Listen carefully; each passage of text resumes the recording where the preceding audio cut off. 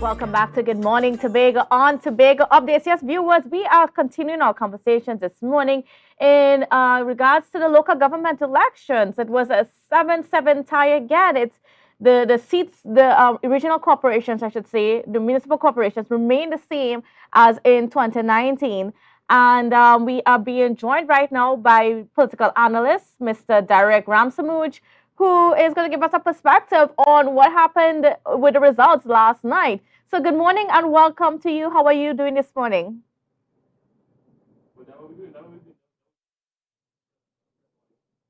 All right, it seems we have a little bit of an audio challenge there. Uh, okay, so Mr. Ramsamooj, do we have yours yet? I don't know. Do you? Oh, yes, we do. I can hear you. Good morning and welcome to you, sir. Good morning. How are you? I am great. Now, give us your perspective or your initial reactions, I should say, to the results of the local government elections last night. I believe the media is making much to do about nothing. Bluntly, it's 7-7. We're trying to create stories where there is not a story. What it does show is a failure of the existing political directorate to capture the imagination of the voters, notwithstanding the different types of campaign that were conducted. One, where the UNC was trying to create a national referendum on the leadership of Dr. Rowley. Two, where a false type of political accommodation was masquerading as a coalition. Three, where Dr. Rowley was talking about local government reform, but the local government election did not have any type of local government debate or conversation. Four, where the media failed to actually try to agenda a public conversation about local government reform as opposed to reporting the diva-like politics. That's all reality. So it was really not of any political substance except showing the, if you want to call it, the political immaturity of the electorate and the politicians pandering to that political immaturity. Now, what happens now? We have the election, the results, other than a change in a few seats here and there, it remains largely the same. What does it mean now for the man on the ground? Nothing. Absolutely nothing.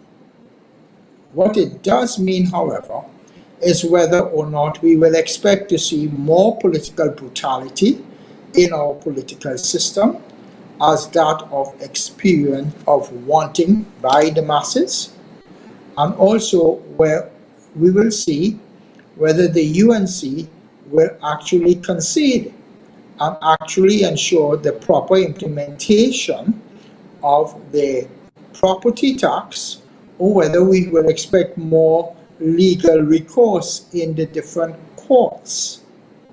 This is not going to impact, because the reality is half of the country has said yes, half have said no.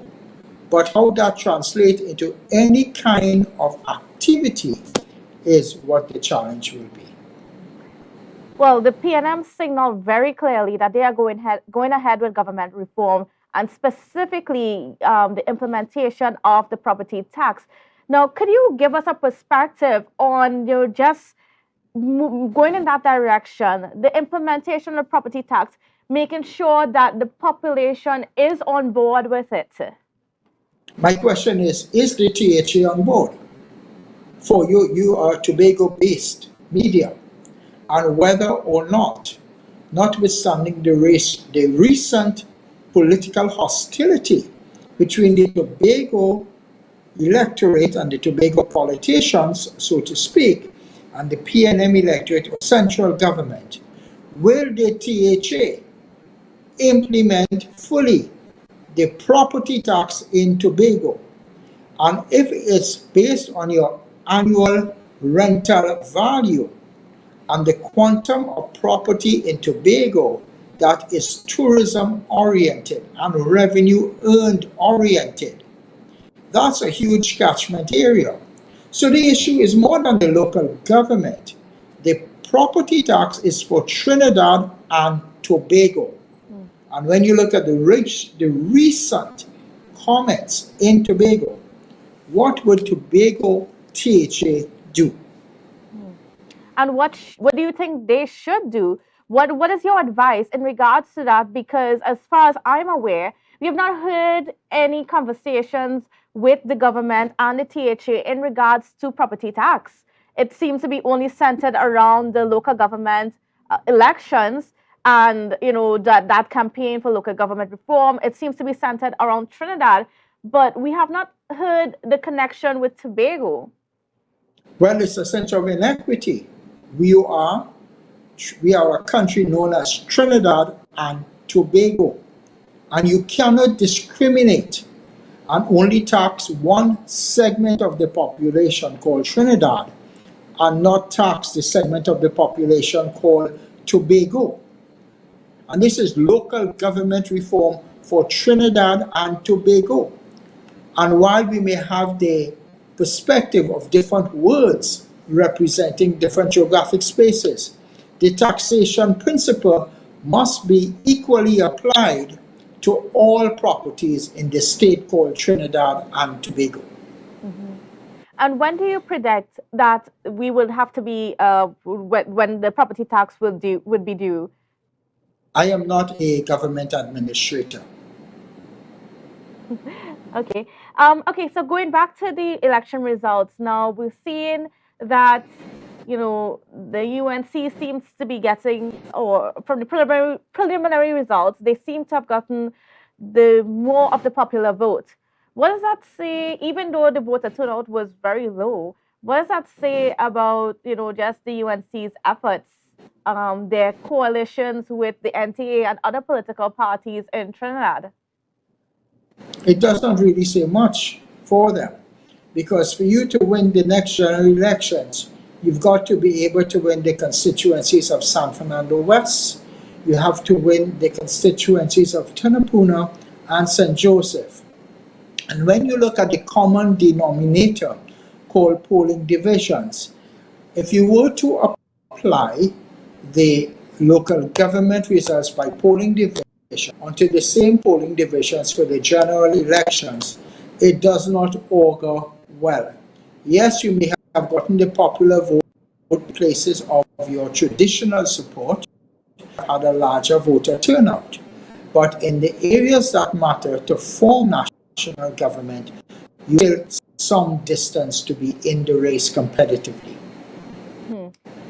And, just going back now to the people that are on the ground, because, the results, they've come and gone. I mean, of course, over the next few days, there's going to be some recounts, and then there's going to be the selection of the aldermen and so on. But, on the ground, though, what is the feeling of the people? The people would be not by either political party. Let's assume and give it the benefit of the doubt 30% voter turnout, which is by far high, maybe 25 to 28%. And an electoral million people. So that's basically about 300, 250, 250,000, 100,000 persons coming out to vote.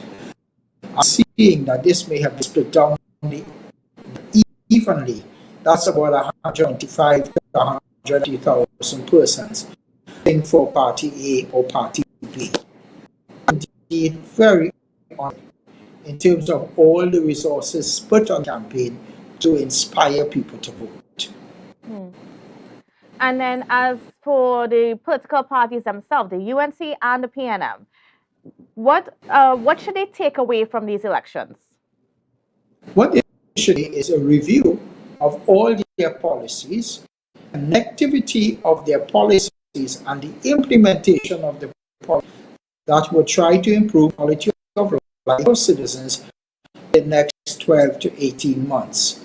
Anything after 18 months will be viewed as political campaigning and an attempt to try to influence the voter. So one is delivery. Two, where you're not in a position to deliver like the opposition, of having credible policies as opposed politics of a cry baby. The issue of how you communicate your message so the younger generation, to the persons who are new voters who are now turning 18 in the next 2 years, to your voters up to 35 years old, what message would resonate with, and what is the method of communication? Because no one is going to read your manifesto. People could barely tolerate a 30-second ads. Whether you use new social media platforms like Twitter and Instagram for political messaging is going to be. All right. And then just looking ahead to the general elections, do you have any predictions as yet coming out of these local government elections for general? If I predicted COVID changed the entire dynamics of our country in a 2-year period. Therefore, making a prediction to be Okay. All right, Mr. Ramsamooj. And just your final thoughts, because we just got about a minute left on the program this morning. Just your final thoughts before you leave us this morning. My final thought is what we witnessed last night is a political lesson of not being able to inspire your base or not being able to inspire the undecided or first-time voter. So all the advertisements have failed to inspire people to come out. What we're looking for are solutions in the governance structure that would be relevant. And as we go forward, the role of politics not being in removed from Trinidad must be examined. And perhaps it needs to revisit the writings of A. Robinson and Dr. Murray, find a new space in our national politics for the development of Tobago. All right, I want to thank you so much, Mr. Ramsamooj. It was a pleasure speaking with you this morning and getting your perspectives on the local government elections. And viewers, again, I want to also thank you for being with us. And just be safe there out on the roads. It's a pretty rainy morning this morning in Tobago. So just be safe and and just watch out for yourself and watch out for each other. I want to thank you again, and we will see you again tomorrow. So wake up and hear me neighbor, 60,000 people strong, and the vibes is never